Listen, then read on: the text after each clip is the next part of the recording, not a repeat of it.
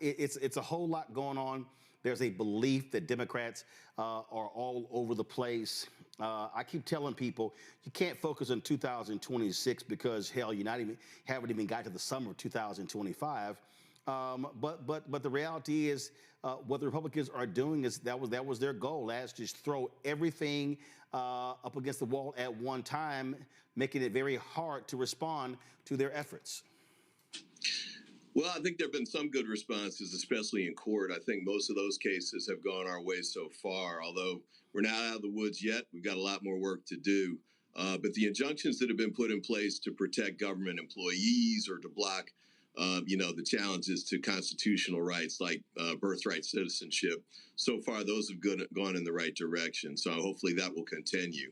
In Congress, though, I think Friday was a very disappointing day. Hakeem Jeffries did a great job on Tuesday of organizing House Democrats to vote against the Trump spending bill, which was a Trojan horse bill aimed at really undermining the authority of Congress to make sure we know where money goes and prevent him from sending money from blue states to red states.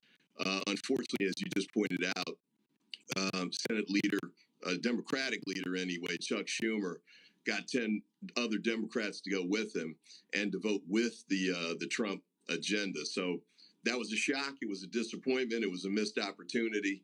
And I think, we're only going to get a couple more shots to turn back the tide with what Trump's doing, at least from Congress. And so we need to make sure we get the next one right. On that particular point there, I'm constantly trying to explain to people that you have to understand process. And that is, y'all are very, very, very, very limited on the House side to stop Republicans from moving forward. The rules of the House are totally different than the rules of the Senate. And the rules of the Senate, you can filibuster. You can, one person, you got the blue slip, one person can hold up nominations. We've seen that beforehand. You don't have the same type of thing on the House side. So, frankly, people don't understand. The most you can do on the House side is yell, scream, hold news conferences.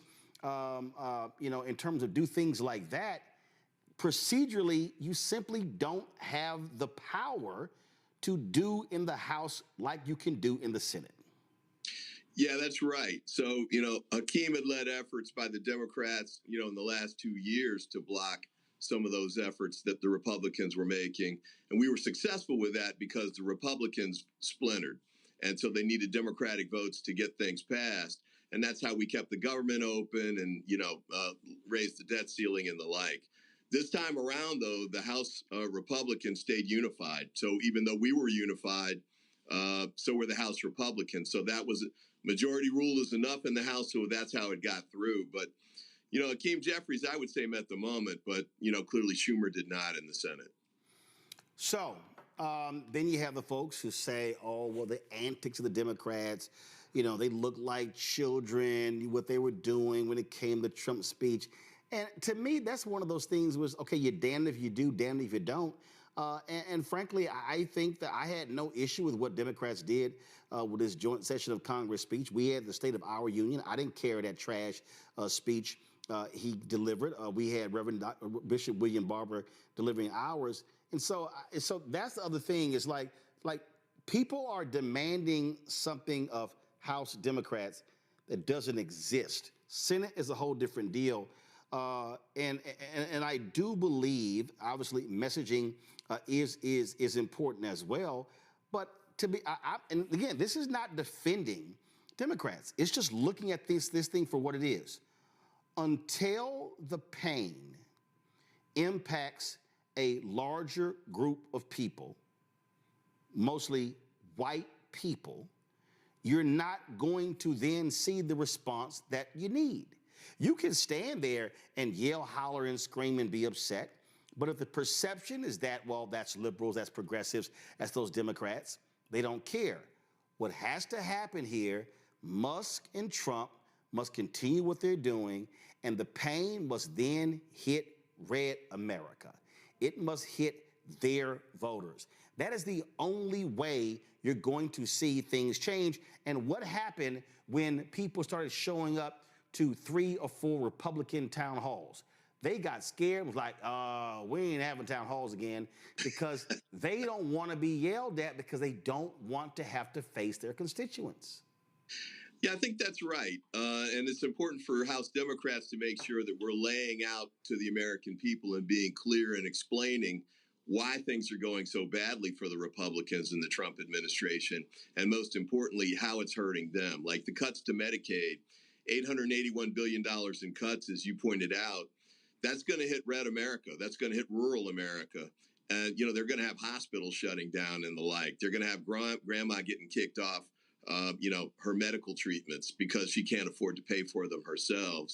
And then you've got, in this bill that just passed, veterans being punished. And so you'll have the $23 billion cut from the PACT Act that was aimed at helping veterans who were injured during the last wars based on their service. You're going to have many veterans fired in this, purge they're making of government employees, because there are 80,000 veterans who are government employees right now. And so, and the impact of firing these government employees is going to result in poor service to people and dramatic impact things like terminating clinical trials for pediatric cancer. The irony was they had that young boy at the State of the Union, and they celebrated the fact that he was a cancer survivor. But at the same time, they're cutting off the research that helps to find other cures for young boys like that in the same situation. We've got to make sure we're pointing those things out to the American public so they can see what's going on, see the negative impacts, and turn the tide. And then hopefully in 2026, we will have done enough to win back the House, and then we'll have real power again, as you're pointing out. Yeah, I just think that I do think it's a very good idea. We see this with Governor Tim Walz and others who are holding town halls in Republican areas. You must take the fight to them. That's what actually has to happen. And so I dare say, for the people who are whining and complaining, I've been saying that the beginning of this year, going through August, it's really about education, enlightenment, and informing. These are the facts of what's going on. While that is happening, then it's also mobilizing, organizing, understanding that you can't tweet your way out of this. You can't Instagram, TikTok, Snapchat, Facebook your way out of this. It literally has to be organizing and mobilizing. You've got a critical Supreme Court race coming up in Wisconsin on April 1st. You've got Elon Musk dumping millions of dollars to the Republican candidate. Sarah Crawford is the Democratic candidate. If she wins that, then Democrats hold a 5-2 majority on the Wisconsin Supreme Court. That means that you beat back partisan gerrymandering. You can make that illegal. You allow ballot drop boxes to be reinstated. You have them restore the powers of the Democratic governor, Tony Evers, and the Attorney General and the Secretary of State. Now, all of a sudden, you focus on, we're going to have Lieutenant Governor Garland Gilchrist from Michigan. Listen, you win there. You've got 3 special elections coming up. Yes, they're in red districts, but you still have to be mobilizing and organizing in those areas as well. You never know. There could be an upset. So I just think that bitching and moaning is one thing, but actually organizing and mobilizing is what's required. Yeah, I think that's absolutely right. And part of, the mobilization and organization process is making sure we're demonstrating to the public the mistakes that the Trump administration's making, the negative impact it's having on them and their families. Remember, he campaigned on economics. He said he was going to make their lives better, and Biden had hurt him. And here he is taking money out of their pockets with these misguided tariff policies and the like. So we got to make sure we're clear on that. We got to make sure we keep litigating and winning in court, because that's helping to block some of their efforts. I think they're getting a little frustrated with the fact that the courts are, quote unquote, getting in their way because, yeah, you got to follow the law even when you're president. And also, we got to make sure we're organizing in states and especially in congressional districts that are represented by members in the Republican Party, but they just barely won. Some of them that are Republicans who won their districts are in districts that Harris carried. So we should be able to take those back. And we need to make sure we do everything we can to position ourselves to do exactly that.